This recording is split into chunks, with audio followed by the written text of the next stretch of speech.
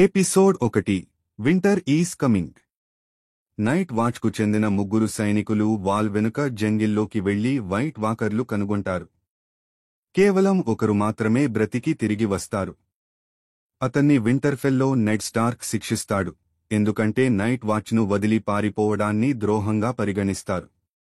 ఈ సమయంలో నెడ్ మరియు అతని కొడుకులు బ్రాన్, జాన్ స్నో, రాబ్, అలాగే ఇతర కుటుంబ సభ్యులు కనిపిస్తారు. వింటర్ఫెల్లో నెడ్ తన భార్య కెట్లిన్తో కలిసి ఉంటుంది. ఇద్దరు కుమార్తెలు సంసా, ఆర్య మరియు కుర్రవాడు రికాన్ కూడా కుటుంబంలో ఉంటారు. స్టార్క్ కుటుంబం బ్రాన్ టవర్ పైకి ఎక్కి ఉండటం చూడటం కూడా ప్రస్తావించబడుతుంది.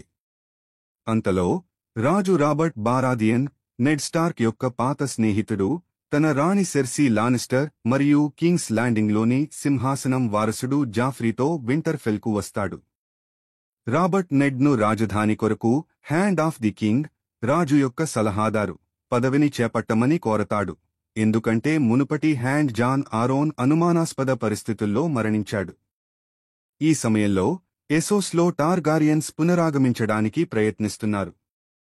డేనరియస్ టార్గారియన్, ఆఖరి టార్గారియన్ వారసురాలు, ద్రోగో అనే దోత్రాకి రాజుతో వివాహం చేసుకుంటుంది. విసెరిస్ టార్గారియన్, డేనరిస్కి అన్న, తన సింహాసనం తిరిగి పొందేందుకు ద్రోగో సైన్యాన్ని ఉపయోగించాలని చూస్తున్నాడు.